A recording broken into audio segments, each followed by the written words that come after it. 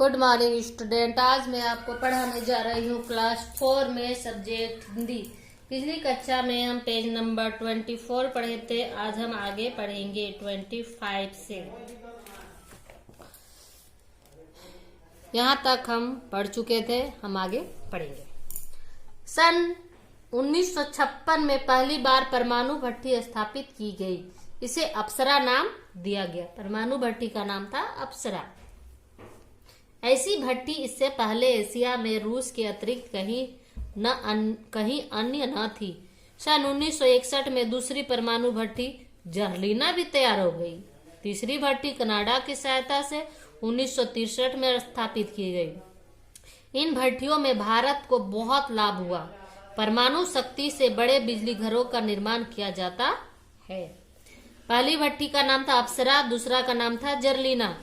1956 में पहली भट्टी शुरू हुई, 1961 में दूसरी और 1963 में तीसरी भट्टी का निर्माण किया गया।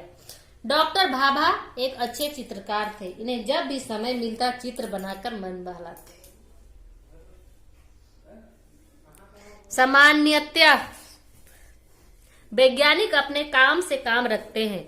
वे प्रयोग करके नए आविष्कार करते हैं, परंतु यह नहीं देखते कि उनके आविष्कारों से सरकार मनुष्य जाति का भला कर रही है या नहीं, अथवा उसके विरुद्ध प्रयोग कर रही है। परंतु डॉक्टर भाभा ने ऐसा नहीं किया। इन्होंने अपने ज्ञान का उपयोग सृजन के लिए किया, विनाश के लिए नहीं किया। यदि ये चाहते तो केवल अनुसंधान द्वारा एक नया आविष्कार करके खूब नाम कमा सकते थे, परंतु इन्होंने अपना जीवन व शक्ति देश के निर्माण में लगा दी। एक बार की बात है, लाल बहादुर शास्त्री ने इन्हें मंत्री पद देना चाहा था, परंतु इन्होंने स्वीकार नहीं किया। ये अपना पूरा जीवन देश हित के काम में लगा दिया। डॉक्टर भाभा की योग्यता के कारण लंदन की रॉयल सोसाइटी ने सन 1941 में इन्हें अपना फेलो चुना। यह एक बहुत बड़ा सम्मान माना जाता है और कुछ ही वैज्ञानिकों को मिलता है। सन 1942 में कैम्ब्रिज विश्वविद्यालय ने इन्हें एडम पुरस्कार दिया। इन्हें फेलो नामक सम्मान से सम्मानित भी किया जाता है और 1942 में इन्हें एडम पुरस्कार भी मिलता है। सन 1966 में एक विमान दुर्घटना में डॉक्टर भाभा की मृत्यु हो गई और विज्ञान जगत का यह देदीप्यमान सितारा सदा के लिए हमसे दूर हो गया। एक विमान दुर्घटना होती है जिसमें इनकी मृत्यु हो जाती है 1966 ईस्वी में। तो यहाँ पे कुछ अर्थ दिया हुआ है जिसे आप लिखेंगे और इसको याद भी कर लेंगे। जैसे आविष्कार यानी नई खोज जिसका पहले पता ना हो, इस तरह के कुछ शब्द हैं जिसे आप लिख के याद करेंगे।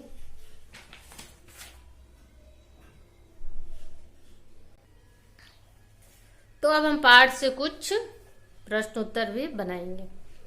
सही विकल्प के सामने सही लगाना है। यहाँ पे 3 ऑप्शन दिया हुआ है जिसमें एक सही है, उसमें आपको सही का टिक करना है। दीपू की कक्षा में घंटा चल रहा था, किसका? विज्ञान का। जिन आविष्कारों से लंबी दूरियां सिकुड़ गए हुए हैं, यातायात के साधन। मीलों तक आबादी नष्ट हो जाती है केवल एक एटम बम से। एटम का सदुपयोग किया जाए तो उससे बनाए जा सकते हैं बड़े बिजली घर। डॉक्टर होमी जहांगीर भाभा का जन्म हुआ था, कहाँ हुआ था? मुंबई में। उपयुक्त शब्द चुनकर रिक्त स्थान भरिए। यहाँ पे 2 शब्द दिया हुआ है।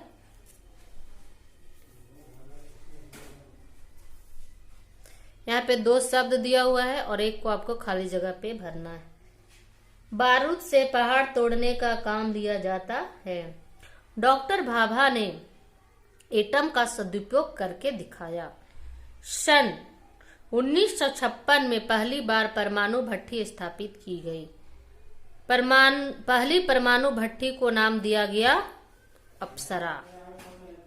सन 1961 में दूसरी परमाणु भट्टी स्थापित की गई।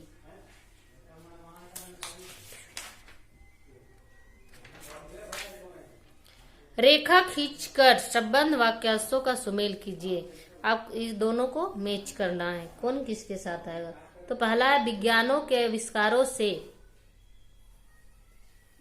इसको इस तरह से इसमें मिला देना है। भारत तेजी से उन्नति करे। सॉरी सॉरी सॉरी सॉरी, ये नहीं होगा, ये गलत है, ये मेरा इसके साथ आएगा द। पहला कद लाभ भी हुआ और हानि भी। डॉक्टर भाभा चाहते थे कि भारत तेजी से उन्नति करे, ये होगा। भारत की दूसरी परमाणु भट्टी का नाम था जर्नीला रखा गया। तीसरी परमाणु भट्टी कनाडा की सहायता से स्थापित की गई। परमाणु भट्टियों से भारत को बहुत लाभ हुआ। तो स्टूडेंट इसे आप अपनी कॉपी में नोट कर लेंगे, साथ ही साथ याद करेंगे। Thank you.